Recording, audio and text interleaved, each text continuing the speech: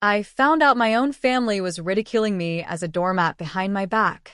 You know, there are some moments in life that just shatter your world into a million pieces. For me, that moment came when I discovered my own family, the people I loved most, weren't just using me for money. They were actively mocking me behind my back, calling me their personal doormat. And when I found out, I didn't just walk away. I watched their entire life unravel, and it was the most liberating, devastating thing that ever happened to me. It all started with a simple buzz. My phone vibrated on the counter while I was stirring a pot of pasta, and that single notification changed everything. It was a video from my cousin Megan. Usually, she'd send me goofy cat videos or memes about being tired. This one was different. Her thumb must have slipped because the recording kept rolling long after she meant to stop it. I heard my mother's voice first. "Timmy," through the speaker. "Sydney should feel lucky. She'd be nothing without this family." My chest went hot, a fiery jolt of disbelief. I turned off the burner without even thinking. Then my father laughed. That easy, jovial laugh he used at barbecues. I wouldn't even miss her if she died tomorrow. At least she's useful for the big bucks. More laughter. And then Megan, her voice dripping with pride, like she was sharing a brilliant strategy. If she ever stops sending cash, we just play the family card. She's too much of a pushover to say no. I stood frozen at my own stove, my phone shaking in my hand. For 5 years, I'd paid my father's mortgage. I'd covered my brother Jason's tuition after he dropped out. I'd funded 3 family vacations I never even got to attend because I was working overtime to pay for them. This was what they actually thought of me? A wallet. A punchline. The video cut out. A gray bubble replaced it. This message was unsent. Megan had panicked.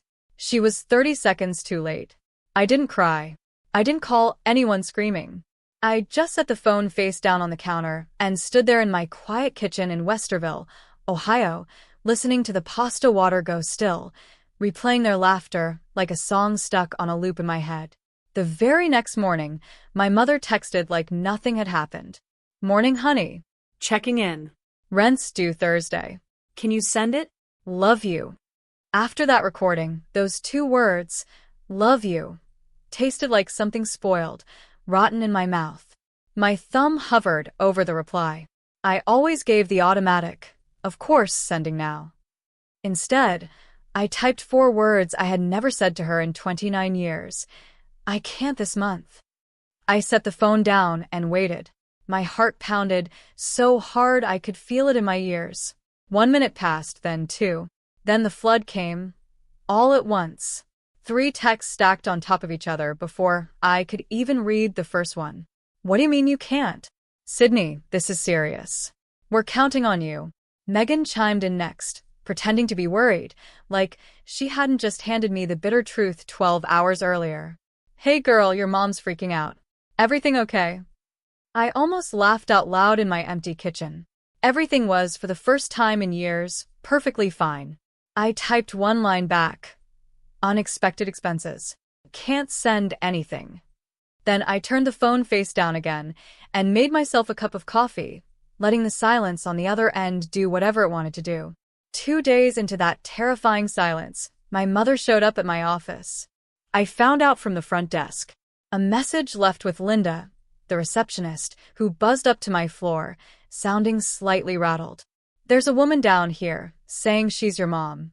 She doesn't have a badge, so I can't let her pass the lobby, but she's asking me to tell you it's urgent." I told Linda I'd come down. I found my mother standing near the elevator bank in a blazer. She only wore to church, holding her purse in both hands like a shield. "I just want to talk," she said, before I'd even reached her. 5 minutes. "You have 2, I said. And I meant it.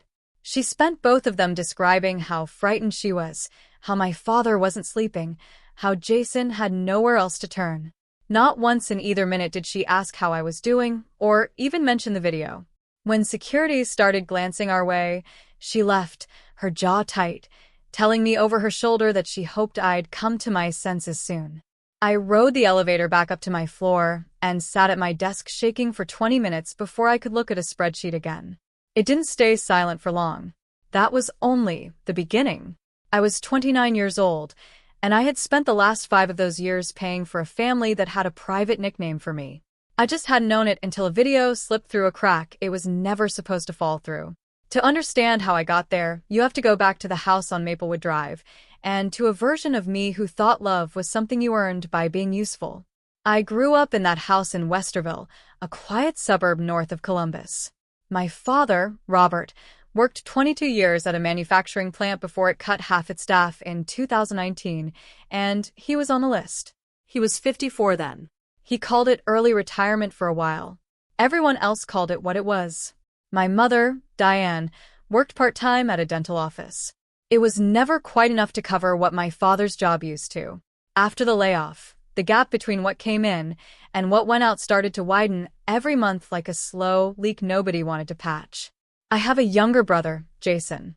He's 26 now. Back then, he was 21, a sophomore at Ohio State, majoring in something he changed twice a semester. He dropped out in the spring of his 3rd year for $1,000 deep into a student loan and 2 classes short of nothing that mattered. Growing up, Jason was the one who got the benefit of the doubt, and I was the one who got the responsibility. That split started early, when I was 12 and he was 9. I remember my mother handing me an envelope of cash to walk to the corner store for milk and bread because, "You're responsible. You won't lose it." When Jason lost his lunch money twice in 1 week, nobody called him irresponsible. They called it a phase. I didn't resent it then. I liked being trusted. I didn't yet understand that being trusted and being used can wear the exact same clothes. I was the oldest. I was also, by pure accident of temperament, the one who was good with numbers. I loved spreadsheets the way some people love puzzles. I did my first babysitting job at 13 and kept a handwritten ledger of every dollar I earned, categorized by client, because it satisfied something in me to watch a column add up correctly. By 24, I had a job as a financial analyst at a logistics company downtown, making $61,000 a year, which in that house felt like I'd won the lottery. My starting salary was more than my father had made in his final year at the plant. I didn't say that out loud to anyone, but I think everyone in that house did the math on their own, quietly. The same week I got the offer letter, my mother asked what my signing bonus was before she asked what the job actually involved. My father's mother, my grandmother Ruth, died when I was 19, and I only understood years later how much of my father's instincts had come from watching her. Ruth had raised 4 kids largely alone, and family lore always painted her as fiercely resourceful, someone who could stretch a dollar further than anyone in the county. What the family didn't tell as often was that Ruth had a habit of leaning hardest on whichever of her 4 children was doing best in a given year, cycling her requests based on who'd just gotten a raise or a bonus or a new job. My father had been that child for a long stretch in his 30s before the plant job steadied him. I used to think it was sad, a mother who struggled that much needing that much help. I didn't yet know that my father had absorbed the method along with the memory, and that I would eventually become the version of himself he remembered being. I remember the exact dinner where it all truly started. Thanksgiving 2021. I was 24. My dad raised his glass of sparkling cider. He didn't drink anymore and said, "To Sydney, who's basically our family bank now." Everyone laughed. My mother added, "As long as the bank doesn't go on strike," and laughed harder than the joke deserved. I laughed, too. I thought it was just a joke, the kind families make about each other at holidays. Harmless and a little embarrassing. I didn't know yet that I was hearing a plan disguised as a punchline. There was an earlier version of that same joke, one I'd almost forgotten until I went looking for it later. The summer before, at a 4th of July cookout in the backyard, my father's friend Gary from the plant had teased him about needing new patio furniture. My dad had pointed his spatula at me across the yard, 23 years old, and holding a paper plate of hot dogs, and said, "Ask Sydney. She's the one with the good job now." Gary laughed. I laughed, a little uncomfortable, and changed the subject to something about the Reds game on the radio. I filed it away as a compliment. It took me years to recognize it as the first time my father introduced me to another adult not as his daughter, but as a resource. My mother had her own version of the same instinct, quieter and dressed up as concern. She used to call me on Sunday nights, ostensibly to catch up, and the conversation would always drift gently and without fail toward whatever bill was worrying her that week. She never asked outright in those early years. She'd just described the problem out loud: the electric bill, the property tax installment, the brake job Jason's old sedan needed. And wait. I always filled the silence. I thought that was what a good daughter did. I didn't realize for a long time that the silence itself was the ask. 2 months later, my dad called me on a Tuesday night, his voice low, almost ashamed. "I'm behind on the mortgage, Sid. Just $800. It's temporary. I'll pay you back next month." I sent it that night. Of course I did. He was my father. He taught me to ride a bike on that same street, running behind me with his hand on the seat, letting go before I noticed, and cheering when I didn't fall. I owed him something for that, or so I told myself. He never paid me back. The next month it was $900. Then it was the full payment because things got tight again. By the spring of 2022, I was quietly covering the entire $1,850 mortgage on my parents' house every single month. And nobody in that family called it a loan anymore. They called it hell, the way you'd describe rain as weather. I want to be honest about something. There were moments during that first year where I almost stopped. In March of 2022, I sat down and did the math on what a year of mortgage payments would cost me against what I was putting into my own savings. And the number scared me enough that I called my father to say I needed to scale back. He didn't argue. He didn't raise his voice. He just went quiet on the phone for a long moment and said, "I understand. I'll figure something out. I don't want you to stress about us." Then 2 days later, my mother called. Not about the mortgage at all, just to talk. And somewhere in the middle of an ordinary conversation about her coworker's retirement party, she mentioned, almost as an aside, that she'd been having chest tightness lately and the doctor wanted to run some tests. I sent the mortgage payment that same week. Nobody ever asked me to connect those two calls. I connected them myself, and I've since learned that's exactly how it was supposed to work. That same spring, Jason called me crying, saying he needed a fresh start, that he'd made mistakes, that Ohio State wasn't for him, but a trade certification program might be. $14,600 later, spread across 2 semesters at a technical college in Dublin, Ohio, he had a certificate in HVAC repair that he never used because 2 weeks after finishing the program, he decided the field wasn't really him either. I didn't complain. I told myself that's what family did. You invested in each other. You didn't keep score. Jason's tuition came with its own small scene I didn't think much of at the time. I drove him to the technical college in Dublin to help him register for his second semester, since his car was between repairs. In the parking lot before we went in, he turned to me and said, "You know, you're the only one who actually believes in me, right?" It felt good to hear. I didn't notice until much later that he'd said the exact same sentence to me the month before, word for word, right before asking if I could cover his phone bill. I don't think he was lying either time. I think he'd simply learned, the way you learn any effective phrase, that certain words reliably opened a certain door, and he used them the way you'd use a key. Before any of this, before the mortgage and the tuition and the spreadsheet, there had been an ordinary, unremarkable closeness between us as a family that I don't want to erase just because of how it ended. We used to do a Sunday dinner every week without fail, no occasion required, just the 5 of us and whatever my mother had in the oven. My father used to call me on my drive home from work, not to ask for anything, just to talk about the Buckeyes or complain good-naturedly about his boss at the plant. Jason and I built an elaborate blanket fort in the living room the Christmas I was 13 and he was 10, and stayed up past midnight daring each other to sneak downstairs for cookies. None of that was staged. None of it was a setup for a later ask. It's part of why the spreadsheet cut as deep as it did. It wasn't that I'd never had a real family. It's that somewhere along the way, without my noticing the exact date it happened, the real family had quietly been replaced by a very convincing understudy wearing its face. Except somebody in that house had been keeping score the entire time. I just didn't know it was being kept against me. There was a moment I should have paid closer attention to back in the summer of 2022. Right after I'd wired Jason's second tuition payment, my mother mentioned almost offhand over the phone that the family was planning a trip to Gatlinburg for a long weekend in October. She asked if I could help cover the cabin rental since I wasn't going to be able to come anyway because of work. I remember the sentence landing strange in my stomach, not the money part, but the way she'd already decided I wasn't invited in the same breath as asking me to pay for it.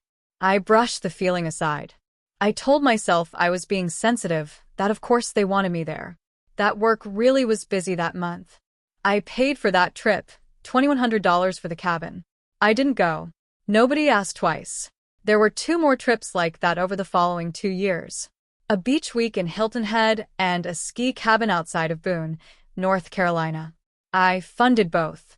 I attended neither. Total cost across the 3 trips came to just over $6,200. I have the receipts. I've always had the receipts. It's the one habit from my job I never turned off. By the time I was 28, I was covering my father's mortgage, had fully paid off Jason's failed tuition, and had quietly bankrolled family vacations. I existed only as a name on the reservation and a number in an app. I told myself a story about why this was fine. My father had struggled since the layoff. My mother worked hard at a job that didn't pay what it should. Jason was young, still finding his footing. I had more than they did. What kind of person hoards money while their family sinks?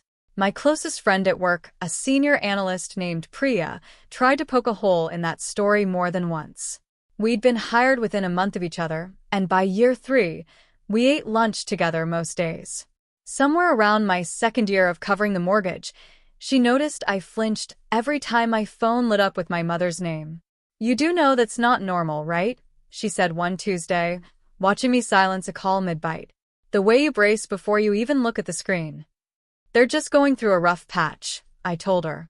The sentence so automatic by then it barely needed thought behind it. For 3 years, Priya raised an eyebrow, but let it go, the way good friends do when they can see you're not ready to hear something yet. She brought it up twice more over the following 2 years. Always gently, always in a way I could wave off. I didn't get defensive at her. I just quietly stopped mentioning the family calls at lunch, which in hindsight was its own kind of answer. That story worked for a long time. It worked right up until a video slipped past a thumb that wasn't supposed to press record, and I heard in my own mother's voice what she actually thought the story was. She'd be nothing without this family. He wouldn't even miss me if I died. Just play the family card. She's too much of a pushover to say no. 5 years. $138,000, give or take.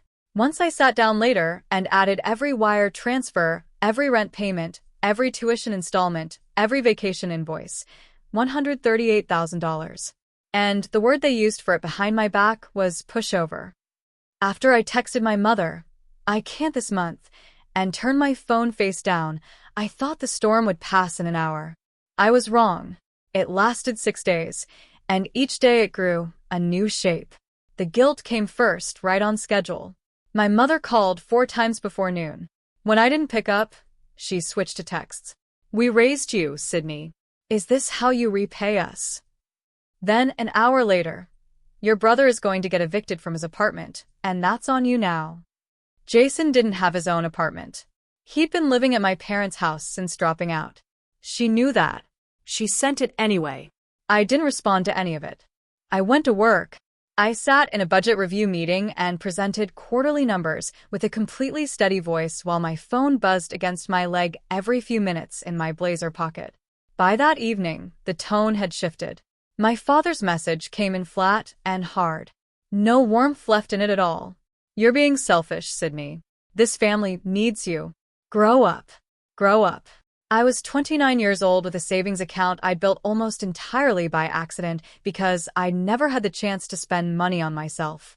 I read that message twice and felt something in my chest go very cold and very still. Then came Megan's voice message. The same cousin whose slipped thumb had started all of this. My hands actually trembled before I pressed play. Some part of me still hoping she'd apologize. "Sydney, your mom is losing her mind. Your dad is furious. And honestly, I don't blame them. You've always been ungrateful, but this is beyond selfish. You don't even need that money. They gave you life, and now you're walking away. Cross this line, and there's no coming back." Not one word of concern for me. Not one question about why I might have stopped. Just fury that their personal ATM had gone offline. Before I blocked anyone, I called Priya. I hadn't planned to. My thumb just found her name in my recent calls without asking my brain for permission. I played her the saved copy of the video, the one Megan hadn't managed to delete from my phone before it vanished from hers. And I listened to Priya go completely silent on the other end for almost 10 seconds. "Sydney," she finally said, her voice clear and firm, "I need you to hear me say this clearly. That is not a family joking around. That is 3 adults describing a con, and you're the mark." Something about hearing it named so plainly, by someone who had no stake in protecting any of them, cracked something open in me that 3 years of my own quiet doubt hadn't managed to. I didn't argue with her. I just said, "I know," and realized as I said it that I actually did. I blocked my mother. I blocked my father. I blocked Megan. My phone went quiet for the first time in 5 years, and the quiet felt like walking into a cold room after being too warm for too long.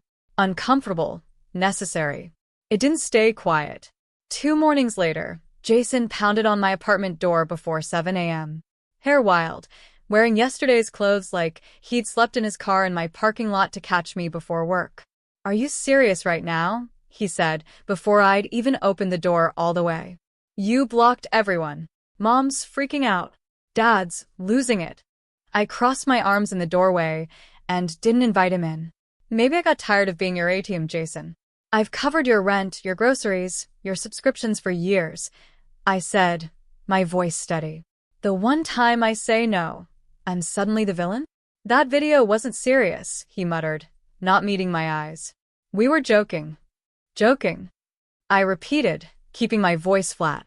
"You called me a pathetic failure who should be grateful to pay your bills. Do you know what that feels like?" He didn't have an answer for that, so he reached for something uglier instead. "Fine, be selfish, but don't come crawling back when you realize you have nobody." He slammed his car door hard enough that a neighbor's porch light clicked on, and he sped out of the lot with his tires chirping against the curb. I stood in my doorway a long time after his taillights disappeared, spine straight, arms still crossed. He was wrong. I had myself. For the first time in longer than I could remember, that felt like enough. That should have been the end of it. One bad week, a family finally hearing the word no. It wasn't, because underneath the guilt trips and the insults, something else had been quietly building for months. Something I hadn't noticed until I went looking for it. It started with a spreadsheet, ordinary, almost boring. In February, months before the video, my father had called and asked if I could set up something to get the household organized since bills had started slipping through the cracks. I was good with numbers. Of course, I'd help. I built a shared Google sheet called Household Planning, gave him edit access under his email, and populated it with categories: mortgage, utilities, groceries, Jason's car insurance. It felt at the time like a small act of care. A daughter helping her overwhelmed parents get their footing back. I filled it in faithfully, every month. I never once thought to scroll past the tabs I'd created myself. Around that same time, a new request landed. One I now recognize as step 4 in a pattern I couldn't yet see the shape of. Jason needed a truck for a new job lead. Something in delivery driving that never quite materialized. My father asked if I'd co-sign the auto loan, just to get Jason approved, just until his credit improved. "It's a formality, Sid," he said on the phone. "The bank just needs a name with better numbers on it. You won't pay a dime." I remember exactly where I was standing when he said it, in my kitchen, phone against my shoulder, while I unloaded the dishwasher. And I remember believing him completely. $22,000 financed through a dealership off Cleveland Avenue. I signed at a folding table in a glass-walled office while a salesman named Perry congratulated Jason on his fresh start. Jason made 2 payments, then none. By month 3, the missed payments were reporting against my credit, not his, because my name sat first on the loan. I called him about it. He said he'd get to it. He never did. When I pushed harder the second time, he told me I was being dramatic over a couple $100. And when I pushed a third time, he stopped answering my calls entirely for 11 days, which I now recognize as its own kind of leverage. Silence from Jason always got treated like a small family emergency, something my mother would ask me to just let go for the sake of peace. I ended up quietly covering that payment, too. folding it into the same monthly rhythm as the mortgage. Another line item I didn't examine too closely because examining it too closely meant admitting how much of my income had a permanent home in someone else's life. There was a fifth request tucked in around the same period. Smaller in dollars, but sharper in how it made me feel. My mother asked if I could pay for Jason's health insurance premium after he aged off my father's old plan, since he was between jobs and just needed 6 months to get settled. $290 a month, paid directly to the insurer under my card on file. 6 months became 14. Every time I brought it up, my mother reframed it instantly. "Do you want a brother to have no coverage if something happens to him?" she'd ask. And the question always landed exactly where it was aimed, somewhere just beneath my ribs. And I always backed down. There was a sixth moment, too. One that in hindsight was the boldest overreach before the video, though at the time it was dressed up as flattery. In March, my father called a rare sit-down dinner at the house. All of us at the table, even Megan, who almost never came to weeknight dinners. Halfway through the meal, he set his fork down with a small, deliberate clink and said he'd been thinking that since I was so good with this stuff, maybe it made sense for me to just officially take over running the household finances. Not informally the way I already was, but officially. He wanted to add me as a joint account holder on his checking account, so things run smoother, he said. So, we're not always chasing you down for one thing or another. I remember the table going quiet, waiting for my answer. Megan watching me with a strange, expectant look, like she already knew what the right answer was supposed to be. Something in me resisted, some instinct I couldn't yet name. "Let me think about it," I said, which was as close to a no as I'd managed to say to my father in years. He didn't push that night. He just nodded, said, "Of course, no rush," in a tone that suggested the opposite. And the topic was quietly reintroduced twice more over the following month. Each time a little more urgently, each time framed as something that would make my life easier rather than theirs. I kept deflecting. I never did figure out until the spreadsheet that a joint account would have removed the last remaining barrier between what I earned and what they could simply take without asking. The seventh step was the one that should have broken the spell completely. And in hindsight, I think it was designed to be the final one before the video accident interrupted everything. In April, my mother called, sounding different than usual. Quiet, scared. She said she needed a procedure done, something with her gallbladder, and the insurance wasn't covering enough of it. She said the number, through what sounded like tears. $3,000. I didn't hesitate. You don't hesitate when your mother says she's scared about a surgery. I asked her which hospital, whether she needed someone to drive her, whether my father was handling everything okay. She gave short, distracted answers, the kind you'd give if you were focused on pain and not conversation, and I believed every one of them. I wired it that same afternoon, and I called her that night to check on her, genuinely frightened for the first time in this whole exhausting arrangement. She sounded surprised I'd called. She recovered quickly, said she was fine, tired, but fine, and changed the subject to ask whether I'd seen anything about the Gatlinburg trip pricing for the following spring. I remember hanging up that night, feeling something close to relief, grateful that whatever had scared her had apparently passed so easily.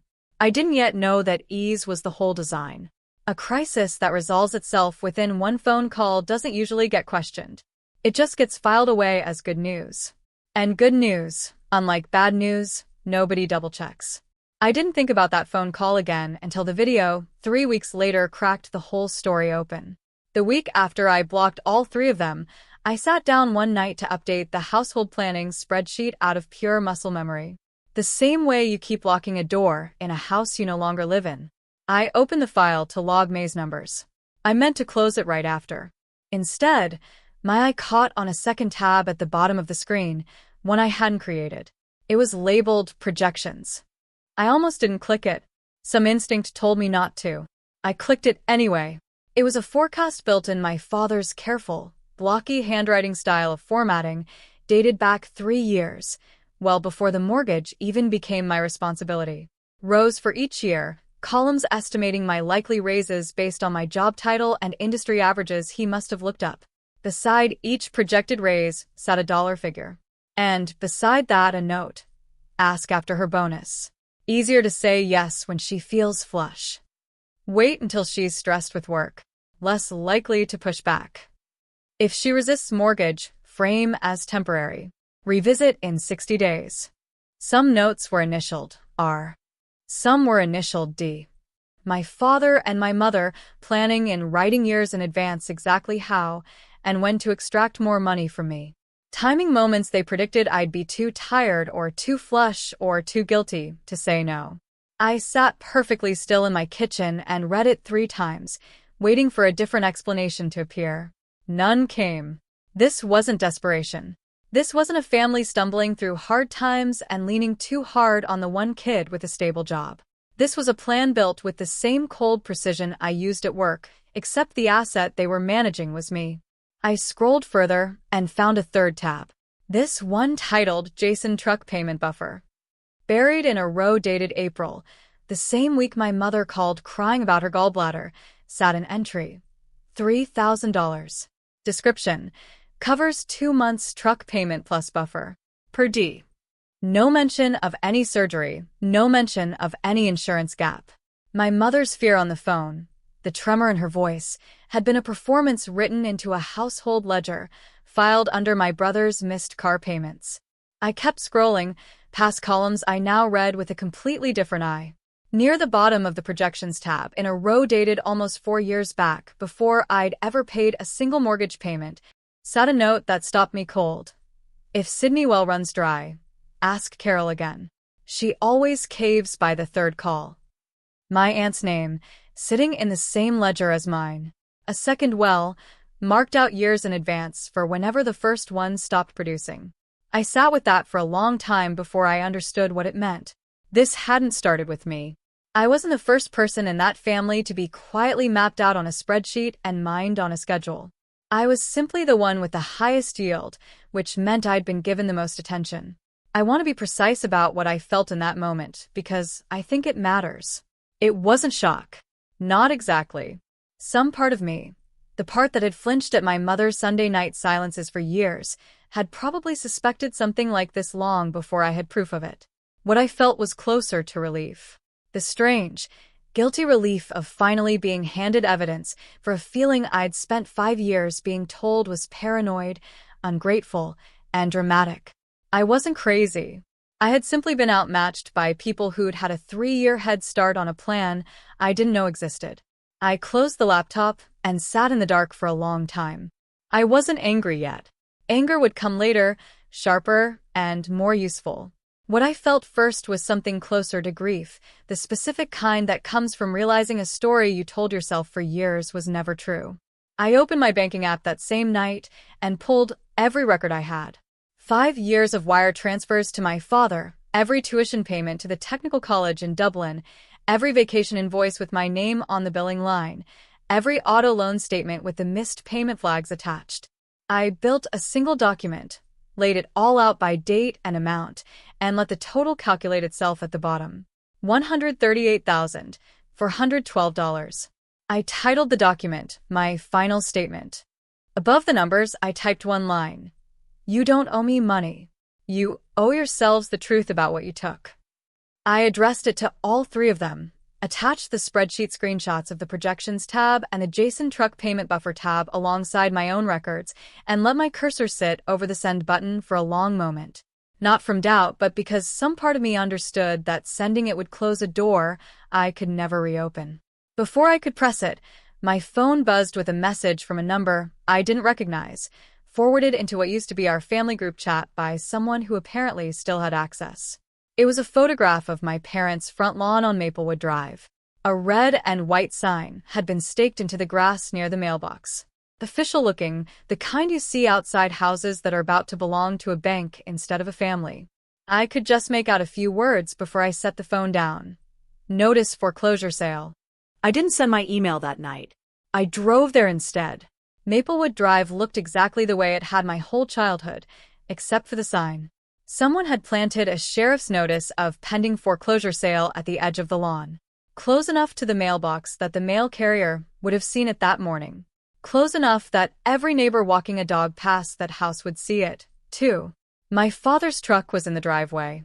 My mother's sedan sat crooked behind it, like it had been parked in a hurry. Jason's borrowed car, the one he'd used since the truck got repossessed weeks earlier without me ever hearing about it, sat at the curb. I found out later that the mortgage hadn't just fallen behind after I stopped paying. It had been behind for 4 months before the video ever leaked, because my father had made a bet. One he never said out loud to me, but had clearly written down in a spreadsheet, that no matter how tight things got, Sydney would come through eventually, the way she always had. He'd stopped paying not because he'd lost hope in me. He'd stopped paying because he'd never once doubted me. The eviction wasn't caused by my silence. It was caused by his certainty that my silence would never actually happen. I parked at the curb and walked up the same driveway I'd learned to ride a bike on, a folder of printed statements under my arm. The foreclosure notice was staked closer to the mailbox than I'd realized from the photo, laminated against the rain with a case number printed along the bottom in small type. I stopped in front of it for a second before I went up the walk. I'd learned to ride a bike on this exact stretch of concrete. Now it had a sheriff's notice of pending foreclosure sale planted in the grass beside it like a flag. My mother opened the door before I knocked, and for one unguarded second, her face showed real relief, like she thought I'd come to fix it. Then she saw my expression, and the relief drained out of her. "Sydney." Her voice cracked around my name. "Thank God. We've been trying to reach you. There's been a mistake with the bank. They're saying—" "I know what they're saying," I said. "I can see the sign from the street." My father appeared behind her, and Jason came out from the garage, still holding a socket wrench. And somewhere behind them, I heard a car door. My Aunt Carol's voice calling out that she'd gotten here as fast as she could. Megan's car pulled up a moment later, too, apparently summoned by the same panicked group text that had reached my aunt. And she got out slowly, like she already sensed she wasn't walking into the kind of crisis she'd expected. A small, unplanned audience, assembling on a Tuesday afternoon in front of a house with a government notice staked into the lawn. "We need to talk about the mortgage," my father said, already reaching for the tone he used when he wanted something. "This is bigger than whatever happened with that video, Sid. We could lose the house." "You already lost it," I said. 4 months ago. Before I ever stopped paying." His face didn't understand yet. I opened the folder and held up the first page. The printed screenshot of the projections tab. His handwriting style formatting unmistakable, even in black and white. "Ask after her bonus. Easier to say yes when she feels flush." I read it out loud, slow, so nobody in that driveway could pretend they'd misheard. My mother went pale. My father's jaw tightened. Jason lowered the wrench. "That's not what it looks like," my father started. "It's exactly what it looks like," I said. "You built a plan to take money from me for years before you ever asked me for $1. And Mom." I turned to her, held up the second page. "Jason, truck payment buffer. $3,000. The same week you called me crying about a gallbladder surgery that never happened." My mother's hand went to her mouth. Behind her, I heard my Aunt Carol go very quiet. "You said you were scared," I said. And for the first time, my voice shook, not from anger, but from something older and sadder underneath it. "I called that night because I was scared for you, and it was a line item in a spreadsheet. We were going to pay you back," my mother said. The word small and automatic, the same sentence I'd heard for 5 years about a debt that had never once shrunk. "No," I said. "You weren't. There's no repayment tab." I checked. "There's only a projection of what you thought you could keep taking, and notes on the best time to ask." Jason set the wrench down on the porch railing. He looked, for the first time in this entire ordeal, genuinely unsettled, like he was seeing his parents from an angle he hadn't chosen to look at before. "I'm not your bank," I said, loud enough that it carried across the yard, past my aunt, past whatever neighbor might have been watching from a window. "I was never your bank. I was your daughter. And you traded that for a spreadsheet and a schedule of late fees." Nobody had anything to say to that. Not my father, who'd built the plan. Not my mother, who'd executed the lie about her health. Not Jason, who'd laughed on a video meant to stay private. The silence in that driveway lasted longer than any of the 6 days of guilt trips combined. Aunt Carol was the one who finally broke it. And not in my father's favor. Robert. Her voice was quiet, but it carried. Is that your handwriting on that page? My father didn't answer. That silence answered for him. I lent you $9,000 in 2019, Carol said. And you told me you'd have it back within the year. I never saw it again.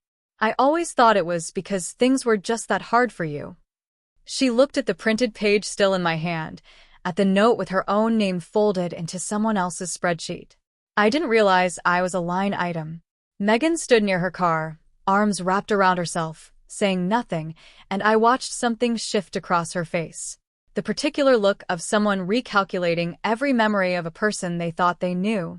Jason set the socket wrench down on the porch railing and finally spoke. His voice smaller than I'd ever heard it. Dad, is that real? Did you actually write that? He wasn't asking me. He was asking my father directly. And something about hearing the question come from him instead of me seemed to land harder than anything I'd said all afternoon.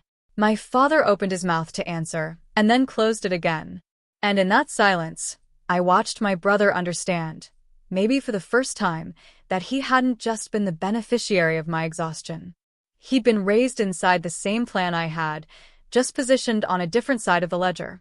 My mother tried one more time, her voice pitching higher, more desperate.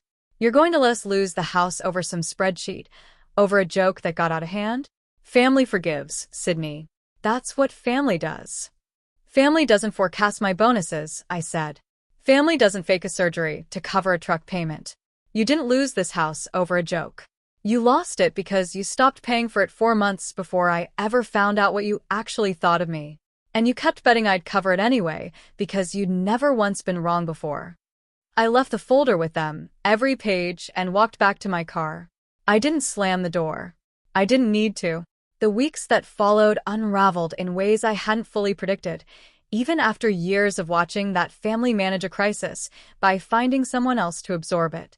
The house went into a short sale by the end of that summer. Sold for $11,000 less than what was owed, a gap my parents had to negotiate with the lender directly, without me anywhere near the paperwork. It took 3 months to close, 3 months of my father calling the mortgage servicer and being put on hold, of my mother driving to a hearing at the county courthouse to request a short postponement, of paperwork with my father's name on it that no longer had mine attached anywhere at all. I found out later, secondhand through Jason, that the bank had briefly flagged the file for possible fraud, since the account showed years of consistent, on-time payments followed by an abrupt, total stop. The kind of pattern that usually means something changed in a household. Not that a household simply ran out of money. Nobody flagged it as what it actually was, a daughter closing an account she never should have been asked to hold open in the first place. My father, 61 years old, moved into a 2-bedroom rental off Schrock Road with my mother, a place smaller than any home they'd lived in during their marriage, with a landlord who required first month, last month, and a security deposit before handing over a key. My mother went from 3 days a week at the dental office to 5, because the math no longer worked any other way. My father, at 61, started picking up handyman work through a neighborhood app. The same kind of odd jobs he used to joke he'd never have to do again once his daughter was settled. 6 weeks after the move, he tried to dispute the auto loan reporting on my credit, calling the lender directly to argue that the loan had always really belonged to Jason. The dealership told him, correctly, that the paperwork said otherwise, and the calls stopped. I ended up spending $400 of my own money on a consultation with a consumer credit attorney in Columbus, just to understand my options for separating myself from that loan entirely. She told me what I already suspected. Because Jason was the primary driver and I was only the co-signer, I had almost no leverage to remove my name without refinancing the loan into his name alone, which required a credit score he didn't have. My best option, she said, was simply to keep paying it down responsibly until it could be refinanced, protecting my own score in the process, and to get everything in writing going forward if I ever agreed to anything like this again. I left her office with a single sentence underlined twice in my notebook. Never co-sign for anyone who has already shown you they won't carry their own weight. It cost $400 to learn something I should have already known for free. The neighbors on Maplewood Drive noticed the sign before most of the family had even processed what it meant. Mrs. Okafor, 2 doors down, the same woman who used to wave at me every morning while I waited for the school bus as a kid, texted my mother asking if everything was all right. And word moved through that street the way it always does, quietly and completely. By the time the moving truck actually arrived that August, half the cul-de-sac already knew the broad shape of what had happened, if not the specifics of a spreadsheet nobody outside our family would ever see. My mother told me later, in one of our rare civil conversations, that walking out to get the mail those last few weeks had become its own small, daily humiliation. And I didn't say what I was thinking, which was that I understood that feeling better than she knew, since I'd been performing a version of normal in front of coworkers for years while quietly bleeding money into that same house. My father tried one more public move that fall, one that embarrassed him more than it helped him. He started a fundraiser online, a modest page asking for help with unexpected housing costs after a family hardship, with a photo of the Maplewood Drive house attached. It raised $640 in its first 2 days, mostly from old coworkers and neighbors who didn't know the details. Then someone I never found out who, though I have my suspicions about Jason's friend circle, commented a screenshot of Jason's old social media post about family members turning their backs, next to a screenshot of a much older post where my father had joked publicly about his daughter being his personal ATM machine. The donations stopped within the hour. My father took the page down before the end of the week. Aunt Carol called me 2 days after the driveway confrontation. I almost didn't answer. When I did, her voice was quieter than I'd ever heard it. "I need to tell you something," she said. "In 2019, right after your dad lost the plant job, I lent them $9,000. I never saw a cent of it back. I always told myself it was because things were just that hard for them. I never once thought to ask if it was a pattern." She paused. "I'm sorry, Sydney. I should have warned you a long time ago." She didn't offer to take my parents in when the house sold, and I understood, finally hearing her story, exactly why. She helped them find the rental instead.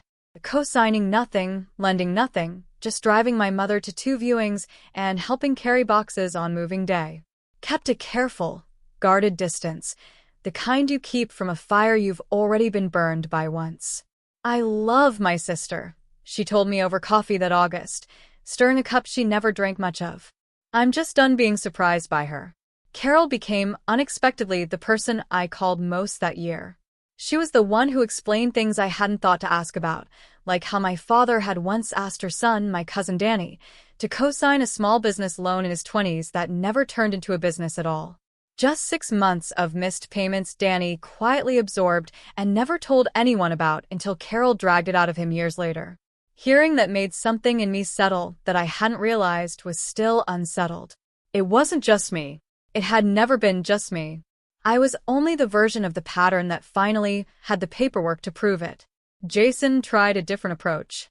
2 weeks after the driveway, he posted something vague on social media about family members who turn their backs when things get hard, clearly aimed at me without naming me directly.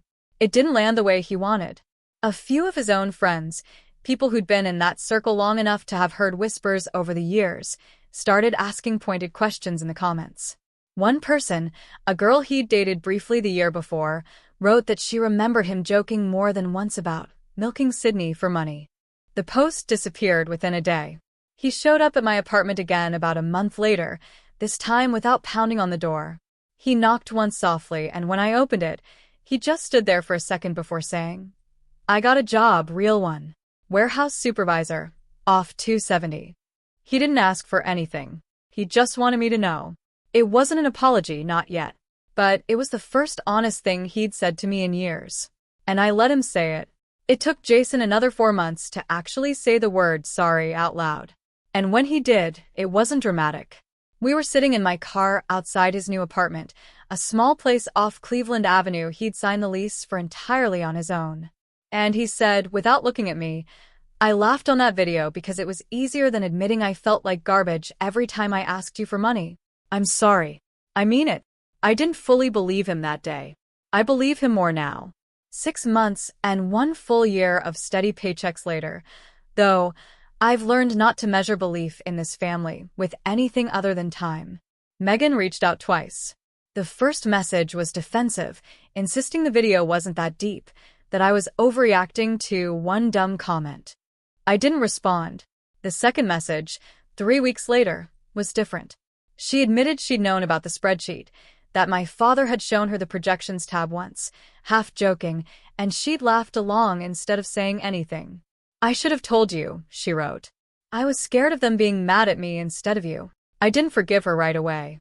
I told her I needed time, and for once, nobody in that family pushed back on hearing the word no. We finally sat down in person that October at a coffee shop halfway between our two apartments. Neutral ground neither of us had any history in. She looked smaller across the table than she had in my memory. Less like the confident cousin who'd narrated a plan for extracting cash from me, and more like a 27-year-old who'd spent years going along with whatever kept the peace. "I've known your dad my whole life," she said, turning her cup slowly on the table. "It's easy to convince yourself you're just being a good niece, when really you're just being a coward." I didn't have a neat response to that. I just told her I appreciated her saying it out loud, and that trust, unlike an apology, wasn't something that could be delivered in a single sitting. She nodded like she'd expected exactly that answer, and had made peace with it before she ever sat down. My father tried one last move, the kind I should have expected, given everything I now knew about how he operated. 6 weeks after the driveway, I got a call from an unknown number. My mother's voice, thin and shaking, saying my father had collapsed, that he was at Mount Carmel, St. Anne's, that it might be his heart. For a moment, old instinct took over completely. I was already reaching for my car keys, already rehearsing which exit off 71 got me there fastest. Then I stopped. I stood in my kitchen, keys in hand, and made myself think instead of react, the same way I'd trained myself to do with a spreadsheet that didn't balance. I sat in my car in a parking garage downtown for 10 full minutes before I called the hospital directly instead of driving there. No patient by that name had been admitted that day. I called again 20 minutes later in case of some intake delay. Still nothing. When I called my mother back to ask which floor he was on, she went quiet for 3 full seconds, then said he'd been moved to a different facility, then hung up on me before I could ask which one. I never got confirmation of what the plan had actually been. I didn't need it. I understood, based on everything already sitting in that spreadsheet, exactly what it looked like. And for the first time in this entire ordeal, I felt something closer to pity than anger. A man who had once run behind my bicycle with his hand on the seat had run out of real ways to reach me. And the only tool he had left was fear. Somewhere in the middle of all of it, I drove past Maplewood Drive one last time after the new owners had already moved a moving truck into the driveway. I sat at the curb for a few minutes, engine off, looking at the yard where my father had once run behind my bike, hands steady on the seat, laughing every time I wobbled and stayed upright. Anyway, that memory was real. I know it was real. That's what made the grief so specific. It wasn't that nothing good had ever happened in that house. It was that somewhere between that bike and that spreadsheet, the people who taught me to balance had decided I was more useful falling, as long as I kept paying for the bruises. I let myself cry there alone in the car for the father who taught me to ride a bike, and not for the one who wrote projections about my bonuses. I think that's an important distinction. Grief doesn't require the whole person to have been good. It just requires that some part of them once was, and that part is gone now, too. I thought about a specific afternoon, the summer I turned 7, when I'd finally stayed upright the whole length of Maplewood Drive without him holding on. I'd turned around, wobbling, triumphant, expecting to find him still jogging somewhere behind me. Instead, he was standing exactly where he'd let go, arms raised over his head, shouting my name down the street like I'd won something enormous. For years, that was my proof that he loved me without any conditions attached. Sitting in that car outside a house that no longer belonged to him, I understood that both things could be true at once. He had loved me that day on the sidewalk. He had also, years later, written my name into a column and asked when it would be most convenient to collect. I didn't need to choose which father was the real one. I only needed to accept that I would never get the first one back. And that grief, not anger, was the more honest thing to feel about that. It's been 8 months since that video slipped through a thumb that wasn't supposed to press record. I still live in the same one-bedroom apartment in Westerville, the one Jason once pounded on the door of before 7 in the morning.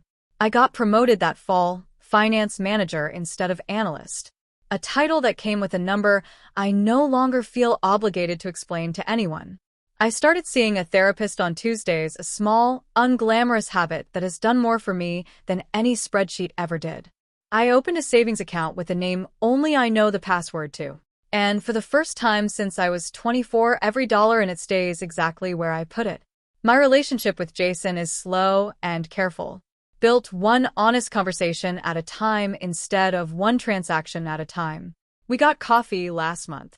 He paid, which shouldn't feel significant, and did anyway. He's saving for his own place with a second bedroom, he told me. Not because he needs one, but because he wants somewhere I'd actually want to visit. My relationship with Aunt Carol is warmer.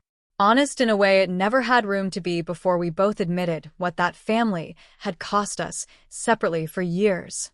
We have dinner every few weeks now. No ledger between us. Just two people comparing notes on a fire we both survived. Megan and I talk occasionally, still rebuilding something neither of us has a name for yet. Texts more than calls. Small and careful. The way you'd approach a dog that had bitten you once out of fear rather than cruelty. 2 weekends ago, I hosted a small dinner in my apartment. The kind of gathering I never could have imagined during the years I was funding vacations I wasn't invited to. Priya came straight from a work trip, still in her travel clothes. Aunt Carol brought a pie she'd baked herself, apologizing for the slightly burnt crust in a way that made everyone laugh. Jason showed up 20 minutes early to help me set the table, which felt so out of character for the person who used to sleep through noon that I almost mentioned it, then decided to just let it be normal instead of remarkable. We ate at my small table for 4, elbows nearly touching, and nobody once asked me for money, and nobody once needed to. My parents and I speak rarely, a text at Christmas, a birthday message I sometimes answer, and sometimes don't. No large amount of money has passed between us since the driveway, and none ever will again. I used to think that made me the villain of their story. I've since accepted that I'm allowed to be the only hero of my own. I used to believe that being a doormat meant being invisible, meant having no voice at all. I understand it differently now. A doormat isn't voiceless. It's just been trained to think its only value is in being walked on. The day I read those 4 words back to myself, I can't this month, I finally understood that a doormat can, in fact, get up and walk straight out the front door it used to lie in front of. There's a version of this story where I burned everything down out of spite, where I confronted them for the satisfaction of watching a sign stake itself into their lawn. That was never it. I didn't cause the eviction. I only stopped paying for a debt I never should have been carrying in the first place. And the truth about that house did the rest on its own. Something real was lost on Maplewood Drive. And I don't pretend otherwise. I lost the family I thought I had, the one I spent 5 years and $138,000 trying to hold together. What I found instead was smaller, quieter, and entirely mine. People sometimes ask me if I regret sending that first text, the 4 words that started all of it. I don't. What I regret is how long it took a phone's accidental slip to teach me something I should have been able to see on my own. That love, which requires a monthly payment, isn't love. It's an invoice with better branding. I'm not angry that I helped my family. I'm grieving that help was never really what they wanted from me. They wanted a resource that occasionally visited for Thanksgiving. Some nights that trade still aches.